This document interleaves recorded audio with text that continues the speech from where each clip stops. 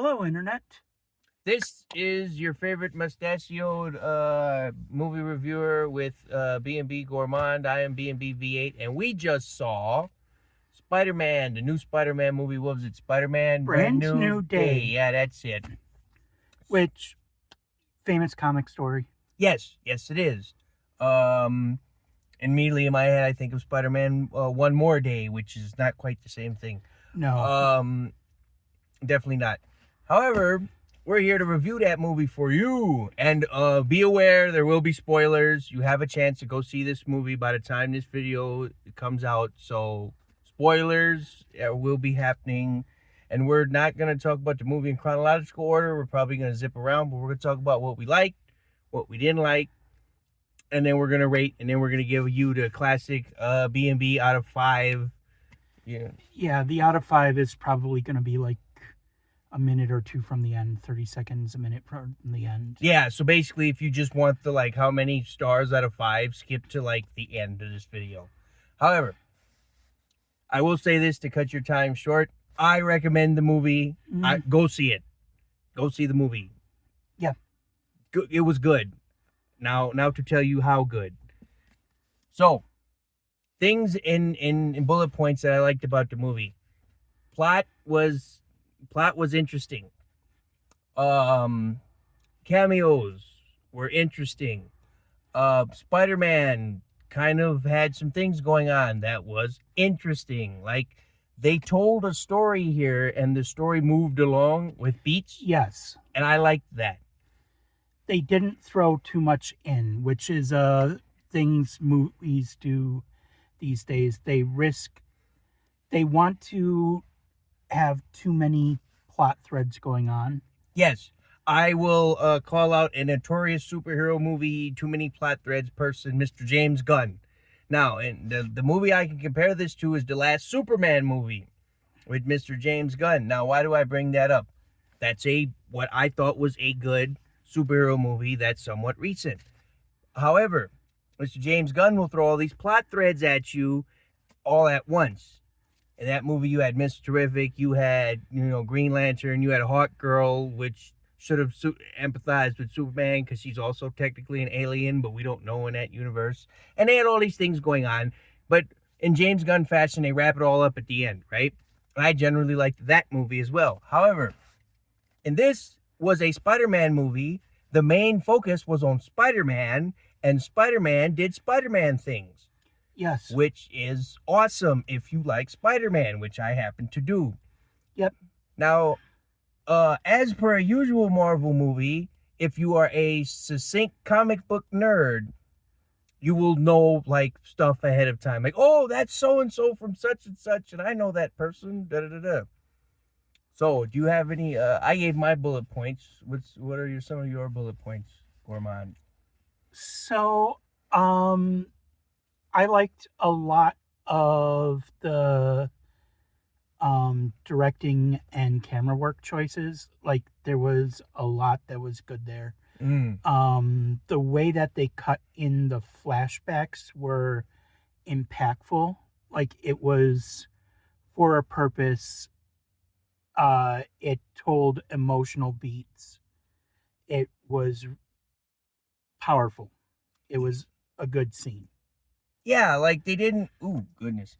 Yeah, like they didn't. It wasn't like an episode of Family Guy where they do cutaway gags or anything like that. It was like, no, we're gonna hit you with this like thing that happened, but it didn't ruin the pace of the movie.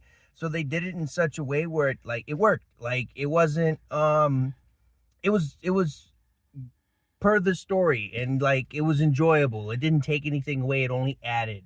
So it was like important exposition, but not like treating the audience like they're an idiot. It's like, no, this thing happened. You need to know about it. Yep. And the way that they timed their twists and resolutions was really good. Yes. One thing Marvel does do good, and I did like about this, is they told a complete story, beginning, peak, middle, and end. Like, they told the hero's journey, if you will. Now, they did kind of expect you to know a few things, like had seen the previous movie.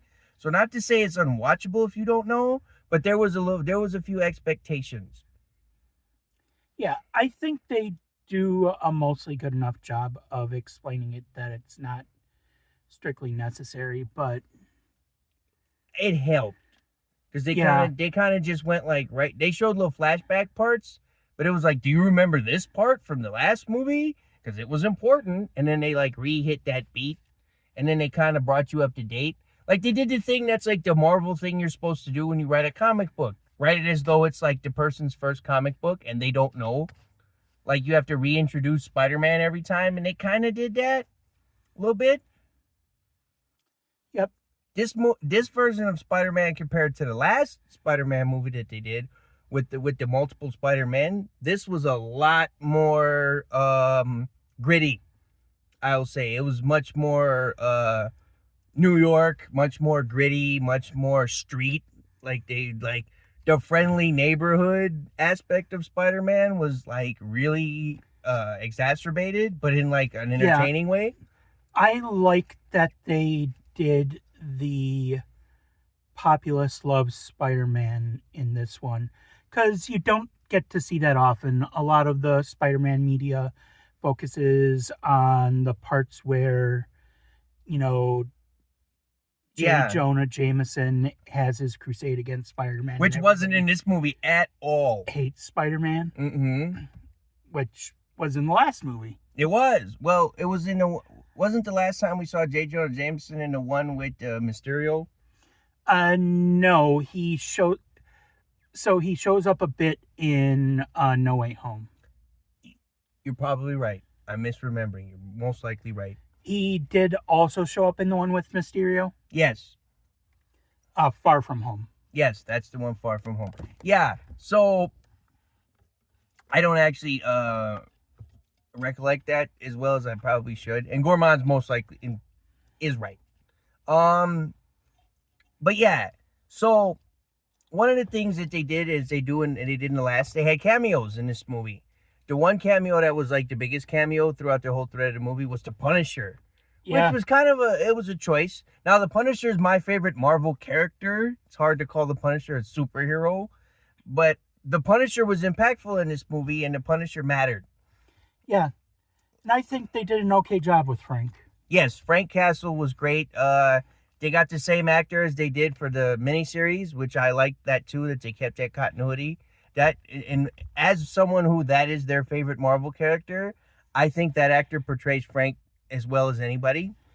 Um, yeah, Frank Castle shot some people in the movie, and that was exactly what you wanted to see him do. Yep. Frank Castle didn't trust Spider-Man, which is exactly the way, like, Frank Castle did all the Frank Castle things you would expect. Yep. He also was like, I'm going to fight with the Hulk, who was also in this movie. And they're like, and Frank was like, no, I'm going to peace out because, like, it's the Hulk. No thanks. Which is, again, another thing he would do. Frank Yep. Castle is like one of those, like, what I like to call the Hell's Kitchen side of Marvel, where it's like, you know, Heroes for Hire, Daredevil, you know, Frank Castle, Spider-Man, you know, your friendly neighborhood, you know, version of the characters. The big bad in the movie, we're just gonna say it, was, as it is with all these Marvel movies, the evil corporation. Like the evil corporation or some kind of group is always a thing. The Hand made a cameo appearance, which was pretty cool. Ninjas. Yeah, Marvel has ninjas. Marvel's always had Well, ninjas. yeah. They had them for forever. The reason the turtles fight the Foot is because Marvel had the Hand. Yeah, like the Hand has been around, and Marvel has almost always had ninjas. Which was cool to see that. Although we didn't see the character, the Hand, which is usually like the leader of the Hand is usually takes that title. But there's an actual character, the Hand, for Marvel. We didn't see that. Also, they set up. It was a lot of setup in this movie. A lot. They were alluding to some very important things, i.e., Jean Grey was in the movie. Yep. Like the X-Men Jean Grey, like that character, or their version of said character. which tells you like what direction we're slowly going into. I mean, we already had Wolverine, so Jean Grey was like the next obvious, but Yeah, I'm guessing what 2028, 2030 they're going to be doing Phoenix again. probably maybe do Phoenix as like a big bad. Kind of like your what you call that, your Thanos, if you will.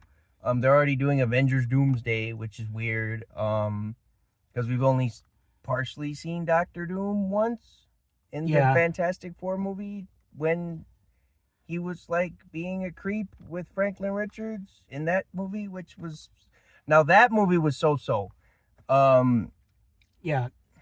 I No, this movie was probably the most solid thing they've done since what, Shang-Chi?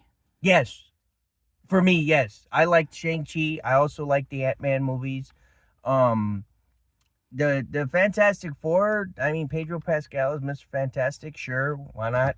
I guess if I'm getting that right. Yeah, Fantastic Four was okay. It was okay-ish.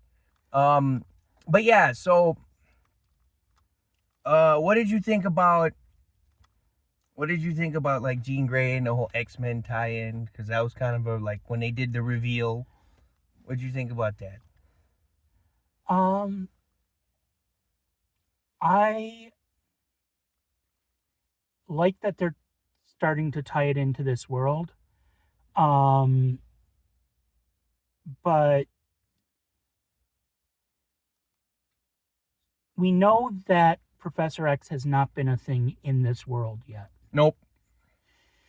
And I don't know how that's going to play out. It showed her on a bus, although they were showing the ocean prominently.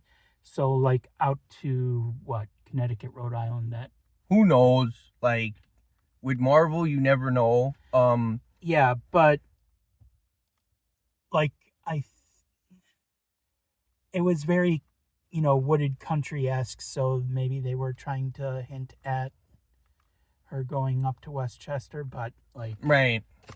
Yeah, you never like you don't like the whole thing with it's an extremely slow burn with these X-Men things in the Marvel universe, so we really don't know what their intentions are.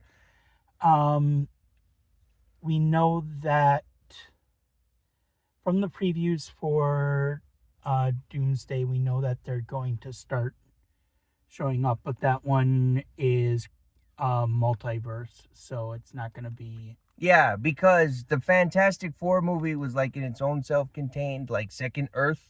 Yep. They were like it's the 383 Earth, which is the Jack Kirby universe, because they wanted to talk about that. So there you go. But like in this movie, another thing that I did like was how they resolved a bunch of things. So one of the things that was a big prominent part is if you did see the last movie, the letter between Spider-Man and MJ. That was borderline askew for me, because that assumed you saw that last movie and knew what that letter was kind of all about. Now they sort of went over it, they sort of didn't.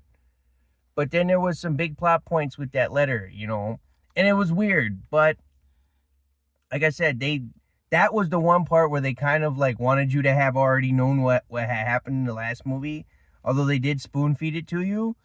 This movie was handholdy for a lot of that stuff, more so. I think that's what Marvel got a lot of criticism on before, so I think they're doing a better job of that now. I don't necessarily mind the less handholdy stuff because I know all the references. Because I am that nerd. Like, we would know, like, we knew all the references. Like, anytime we saw anything that was Marvel related, we most likely knew all the references. Yeah. Like damage control, that was always a thing in Marvel. That's the like kind of the main corporation / group that was in the thing. They gave references to a whole bunch of Spider-Man villains in this movie, which I thought was neat. You got to see the Scorpion in action, which you almost never get to see.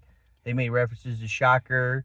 I think they showed Rhino like for a second. Yeah. Like blink and you'll miss it. The Hulk was in this movie as the Hulk. Like Bruce Banner and the Hulk were both in this movie, which was pretty cool. Yep. You saw the classic like Hulk versus Spider-Man. They did not make Hulk look like a chump. Like a lot of people were complaining about, oh, in some of these older movies, the Hulk didn't look as powerful as he was. No, the Hulk, like, he was doing everything. And they even had a really cool moment where, like, they did the classic for the Hulk, Dr. Banner, no, please don't. And then he, like, flips out because he's, like, sees his own reflection type thing. And it was, like, the Hulk with his always conflicted attitude where Bruce Banner's in there, like, no, Hulk, we have to stop. Like, this is wrong. And then the Hulk's like, God damn it, what do I do? And then plunk. Like, that's the Hulk. And I love the part they had a line in there with the Hulk where the Hulk goes through, because with the Hulk you have flavors, right? Depending on like how angry or how they feel. So Jean Grey takes over the mind of the Hulk, and you get kind of like a grayish middling Hulk, and you know it's not as powerful. And then the Hulk, Jean Grey loses control, and the Hulk gets very upset, goes all the way green Hulk, like you're in trouble, right? Yep. And Spider-Man goes, I didn't know you could get that big and green. And it was just, when I heard that, I was like, yeah, you have green, you have the big green Hulk now. This is a problem for you. And it was. Like, he damn near destroyed the whole building by himself. Like, that's what should happen. Like, Spider-Man felt as powerful as Spider-Man is. Like, Spider-Man rips the door off of a tank, just like, all right, cling. Yep. They're going a little bit into Man Spider, that's a very deep cut. So, I like how they were doing it. You want to explain that to the audience? Like, what is the whole Man Spider thing with Spider-Man? So, what was it? Late 90s? I want to say it was the late 90s. Yeah. Storyline. When they first... Or the last time they did that storyline. Yes, the last time it was a big deal, yes. Peter basically starts getting these secondary mutations, where he gets more and more spider-like. Mm-hmm. I seem to recall at some point he had extra arms. Yeah. But this one didn't. No. But in the comics. So to give a little deeper wisdom on that, Spider-Man basically turns into like a monster. Yep. And that's actually the tie-in for the X-Men. So, which is kind of cool that they kind of sort of did it. So Spider-Man starts having these secondary mutations. He gets like 4 more arms, so he has 8 limbs. He starts turning like into more of a monstrous. He gets like spider eyes and like just completely like full werewolf, spider kind of thing eventually, right? And he goes to like in the comics, that is, he goes to all the different various, Mr. Fantastic, all these people can't help him. He goes to Charles Xavier eventually. This isn't just the comic books, not in this movie. And this is exposition. And he goes, can you help me? And they go, no. And then they eventually team up and do some kind of a thing, right? And then he turns all the way into Man Spider, and they figure out like, oh, wow. No, this is why he came. And they're like, you don't have to face this alone, and blah, blah, blah. And like, Wolverine gives Spider-Man like a pep talk, and it's like this big deal. Like, wow, even Wolverine respects Spider-Man, because everybody loves Spider-Man in the comic books. But like, they kind of had a little bit of play on that, where like, Spider-Man was having like headaches in the movie, and he's got the eyes turned black, and they're like, your spider DNA is like going nuts. Spider-Man had a Tony Stark style AI in the movie, that's a movie only thing. Yeah. So in the movie, this actually ties back into the previous movie. In the previous movie, they were staying at Happy's apartment for a bit, and Mm-hmm. Happy had one of those in the back room. Yep. And presumably Peter, after the events of the thing, Mm-hmm. basically robbed it. Yeah. And now Spider-Man has like a Friday style AI thing called Eevee. That can also help make tech and stuff. Yeah, He basically has like a magical 3D printer that can make him whatever he wants. Yep. So that was kind of a thing. So and that was mostly done for like the same reason that Iron Man had it, to give like the exposition of like, you're about to turn into the spider monster. You might want to stop what you're doing. Yeah. It let them keep up the tropes they had been doing with this character without doing like a complete hard reset. Yes. or like doing anything too crazy. So that was also fun. Frank Castle shooting Spider-Man in the chest was totally a Frank Castle thing to do. Frank Castle didn't intentionally shoot Spider-Man in the chest, but no, Frank Castle tried to save the day by shooting someone in the head. That's totally that's how the Punisher would solve it. Like, God damn it, if this goes sideways, somebody's getting shot in the head. That's usually how Frank Castle solves something. Like, he'll let the other quote unquote superheroes have their thing. And you know, like if Frank Castle and Captain America had a conversation. All right, Cap, but if this goes sideways, I'm just gonna shoot him in the head and end this thing. And they're like, you can't do that, Frank. And Spider-Man kind of was the same way with Frank Castle. Like, you can't kill people, Frank. This is not how this works. And he's like, I'm gonna do it. And they're like, we know you're willing to do it, but don't do that. That's bad. I like that it was a sniper shot. Yeah, no, that was so like Frank Castle was on the other roof from like, you know, half a mile to a mile away and like did the perfectly aimed like because that was just over a kilometer, so 0.6 miles. Yeah, but Frank Castle is the guy who's going to make that shot.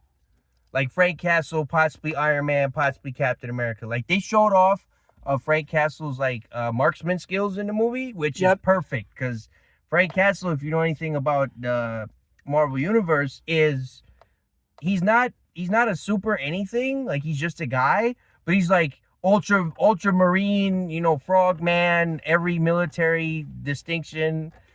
Yeah, I do like that the first time you see him in the movie, Spider-Man takes his gun and he pulls out another gun. And the exact same gun too. He was like he had like a grenade launcher and he was like, all right, we're gonna do this. And he's like, stop it, Frank. And he like Spider-Man steals his gun and he has the exact same gun. He's like, we're doing this, boom. And he shoots him anyways. They also showed the battle van, like Frank Castle's classic like van that he rides around in and like does stuff. Because Frank Castle is has a lot of gadgets. He's a gadget style. Yeah, like all the everything was really on point with this movie. Yes. They also showed Frank Castle's he has these they're similar to like Iron Man, like there were repulsor bombs. They should like Frank Castle has like a lot of technology, so he shows off like he has fancy like all kinds of shit. And they made a mention of like, oh, he's gonna make bomb. They're like, why do you have this, and this, Mr. Frank Castle? And the lady's like, because he's gonna make bombs with it. And she's like, damn. He's like, damn straight, I'm gonna make explosives. Yep. And he has these really fancy explosives, and they actually show that later. They pay that off later in the movie when he has like these quantum fucking explosive things. Pardon my language. Because Peter's at Frank's place, and he's like, I need to get this fixed. And Frank's like, well, what makes you think that you can't get it fixed here? And he lists off what are the components for a circuit station, soldering station, right? Yeah. And Frank's like, yeah, I got all that. Yeah, I have all of it. And then he's like, why would you have all of it? And then Mary Jane's like, because he's going to make explosives with it. He's got bombs. And he's like, yeah. And Frank Castle can make some horrific explosives, like using like weird technology. Like one of the reasons, like in the comic books, this didn't happen in the movie, but in the comic books, for more reference on how nerd we are, there was a story where like the Avengers all fight Frank Castle at once because he made his own Spider-Man web shooter and used it to kill somebody. And Spider-Man flipped out, recruited the Avengers, and they went on like this big manhunt for him. Like that's an actual story that happened in the comic books. Yep. So, and Frank Castle escapes. But like, that's how like technology, like a lot of these superheroes are in the thing. And you expect that of Spider-Man because Spider-Man's a genius, right? That's one of the things. But like Frank Castle knows some crazy stuff too, and they showed it. And I also like that when Jean Grey goes into minds of some of these other people that she like can't do it. Like for example, when she first goes into Spider-Man's mind, he like kicks her out and goes, "No, thank you. Please get out." And she's like, "That's never happened before. Nobody's ever been able to do that." Yeah, Spider-Man's like not having that. He's pretty tough. And like when she goes into Frank Castle's mind because she possesses him at one point in the movie, she's like, "Wow, it's crazy dark in here." Like what? Like she has a moment where she can't control him right away because like he's got some like deep, dark, bloody bullcrap from his time in the Secret Service, and she can't maintain control of the Hulk. no, because the Hulk. So once Bruce Banner turns into the Hulk, and he's like hulking out all the way to green, that's why he goes like completely feral, because he's like, stop playing with my mind. I really don't like that, and because that's a classic thing for the Hulk. Like if you start, because the Hulk and Bruce Banner are two different separate entities within the same like capsule, right? So when you mess with Bruce Banner's mind, that's one thing, right? He's just so smart, like you probably won't understand what he's computating. But the Hulk, on the other hand, he gets like really offended and upset, and it hurts because his mind is like a fragile place. So when she was messed with his mind, she lost control and he freaked all the way out. And that's how we got that line, "Oh, I didn't know you could get that big." Like, yeah, no, that was all the way Hulk. Yep. Which that was really cool to see because they don't show us that much anymore. So that's kind of like some of our favorite parts of the movie. You got anything else to add before we wrap this deal up? No, I think that's most of it. All right. So out of 5, and I'm gonna let you go first. What did you think out of 5? No halvesies. You gotta give 1, 2, 3, 4, 5. Yeah. No halvesies pushes it to 5. Really? Yeah. Because it is not a perfect movie, but it's a damn good movie. And I'm giving it the edge on the bump. Okay, so it's definitely something you'd want to watch again, something you would pay to go see again, like with other friends, like it's that good. No, if someone called up and said, "Hey, we want to go see this," I'd probably try and talk my wife into go seeing it. Yeah, there you go. Like a second time. Like I gave it a 4. Again, it wasn't a perfect movie, but it was as good as like you're gonna be hard pressed to get a better Spider-Man movie. Yeah, that's new and relevant. And using like, if I want to say what pushed it from 4 to 5 to me, it's rewatchability, because the previous Spider-Man movie, right? No Way Home. Yeah. Is not super rewatchable because it hinged all on its big reveals. And once the big reveals are revealed, it kind of loses its impact. Yeah. The big reveals in this movie, I think, were kind of like, I mean, it was a big reveal. Like, they had one big reveal. Like one really new thing, and that was Jean Grey. But like, you got to see some things you don't get to see all the time. For example, you saw Frank Castle like shoot people. Like, you don't get to see that all the time. You saw the Hulk out and like beat the crap out of somebody. Like you saw the hand ninjas have this incredible scene with Spider-Man. And Jean Grey isn't just a twist. No. She's integral to the plot. And it's a brand new like whole reveal. And it felt like a real comic book. Like in an actual comic book, if you were reading it, that was how Marvel would do the twist.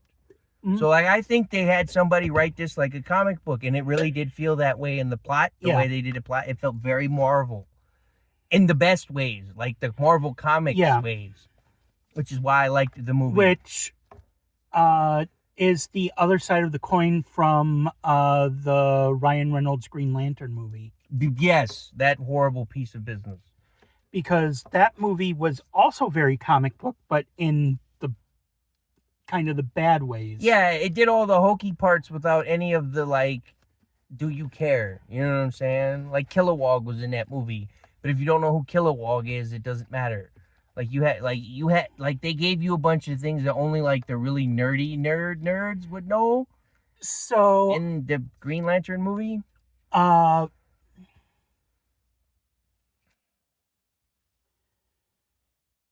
would say that this movie in the comic book world is like one of the good heavy books at the start of a good series. Yes. Right? And the Green Lantern movie is like Green Lantern number 2XX something. Yeah. Where it's just a random issue that they decided to. Yeah, that felt like filler. That was filler. This was thriller. Like, this gave you, like, if you knew, you got more out of it, but it didn't punish you for not knowing. The movie did not insult your intelligence as a like, comic book aficionado, which is one of the praises of the movie.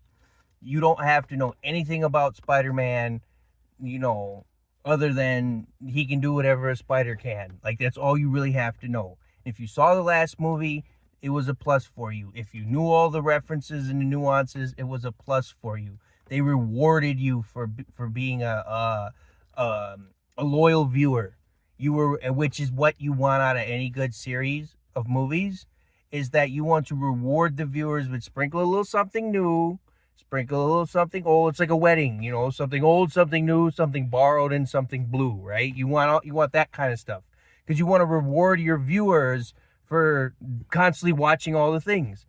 If you saw all of the Spider-Mans, then you got the deeper meaning context. You found the deeper wisdom, which is a phrase I like to use a lot.